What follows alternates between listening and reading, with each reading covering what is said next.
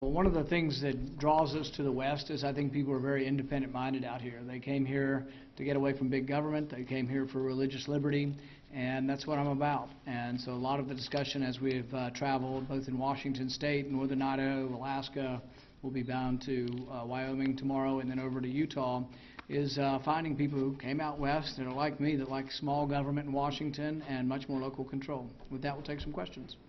You mentioned in your speech that any Republican will win in Idaho, so why devote so much time to this state? Well, to be the any Republican who might be able to win the general election, you got to win the nomination. And so Idaho is a Republican state, but it's very important to win the primary. And so campaigning out here is a big deal, and it also shows that we're in it for the long distance. We're not in it just to compete in the first couple of primaries.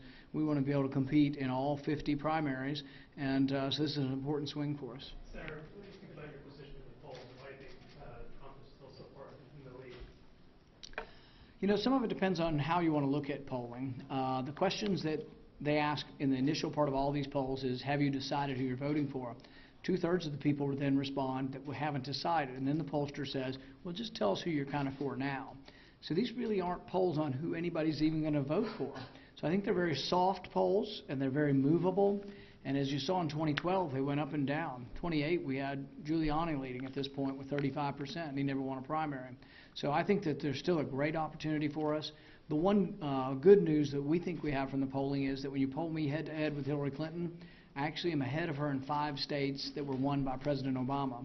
We lead her in Pennsylvania, Iowa, Colorado, New Hampshire, and I think Iowa, but a bunch of states. And actually in national polling, we do much better than Trump does in national polling against her because we're actually trying to reach out and get independent voters. We're ahead of Hillary Clinton and independent voters in several states as well.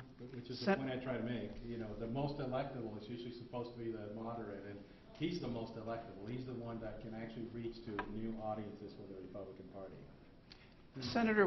Senator, what's the biggest threat to America today? I think the debt. I think we have a nearly $18–19 trillion debt, and I think it threatens to overwhelm the country.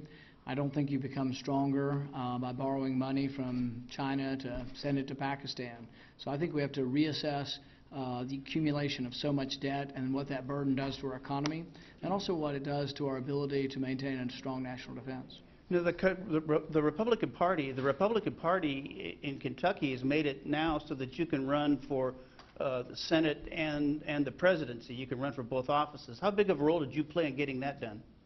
I favored it, and have favored it even before I was in office, because Kentucky's primary was so late that people weren't even showing up to vote because the nomination was already decided by late May.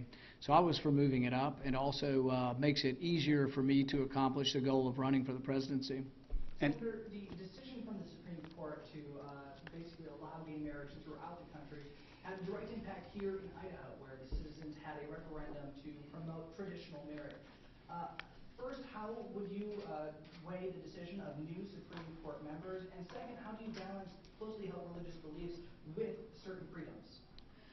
I think that marriage has always been a state and local issue, and ought to remain so. The Founding Fathers didn't go to Washington to register their marriage. I tell people I don't want my guns or my marriage registered in Washington. I think it ought to be a local issue.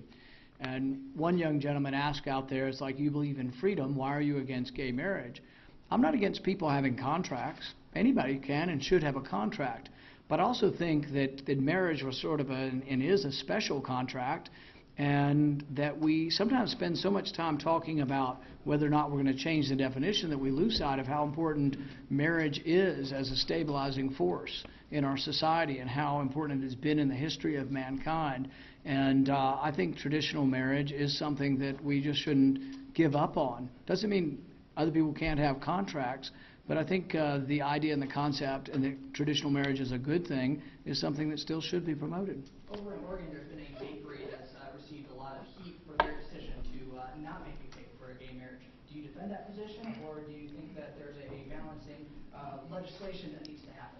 I think there's a difference between services and accommodations, and I think with regard to services, particularly because you're putting often you're putting and expressing in a form of service, artistic expression as well as religious beliefs, that you should be allowed to do that. In Kentucky, they had a case similar to this where someone was making T-shirts and they said, look, we don't drink alcohol and we won't do T-shirts with martini glasses on it, or saying, hey, let's go do the beer bong kind of stuff. And that's their every right, but they also don't believe in non-traditional marriage and they don't want to do T-shirts supporting that. I think that is a right of a private business.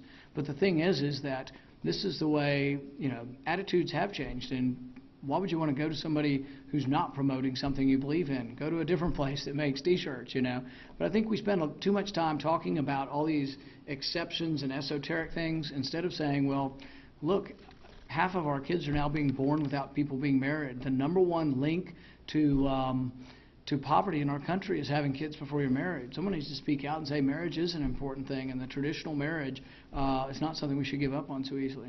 All right, I think we've had enough of that issue. Let's try a new issue. Real quick, Senator, talked to some of your supporters, and they said that you can be a guy who can appeal to moderate voters without it being, I guess, milquetoast, whatever the congressman was getting at.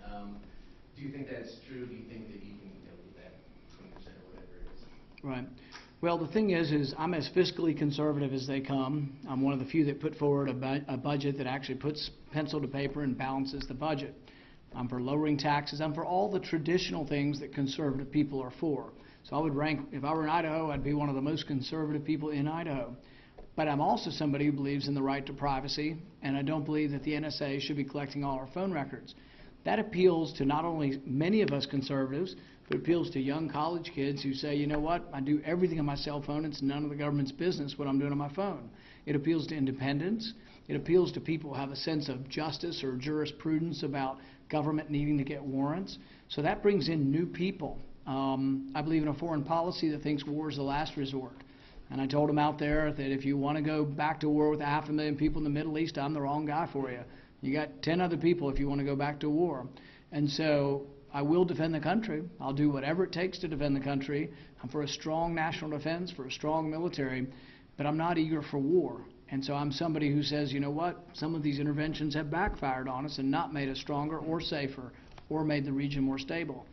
That foreign policy belief also attracts a lot of independents. There have been people for years. Some people say there's a third of the public that is no longer Republican or Democrat. Many of those people I will appeal to. So I think I can appeal to traditional Republicans because I'm a rock-solid conservative, but I think also because I'm independent on some of these liberty issues, I think it brings in new people and allows me to be the most winnable candidate. Senator, you made some Maybe comments one about more and then I got to run. You made some comments about wildfires as part of the country. Is it your position that the federal government involvement is not the most effective way to combat those fires? And if you turn that over to the states, how would the states pay for that? Or if you can clarify your position. Yeah, I think the decision-making is always done better and more locally. And I think people who live in an area know more about an area than people who live in a distant part of the country.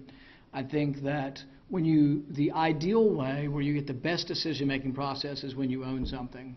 So forests that are privately owned and logged probably have the best decision-making process. The next best thing would be, if it's owned by the government, that if it were local government people, that you could go down the street and say, there's all this dry brush under the tree 200 yards behind my house, shouldn't we clean that out? And you say, well, that costs money. Sure it does, but a huge wildfire costs probably millions and millions of dollars.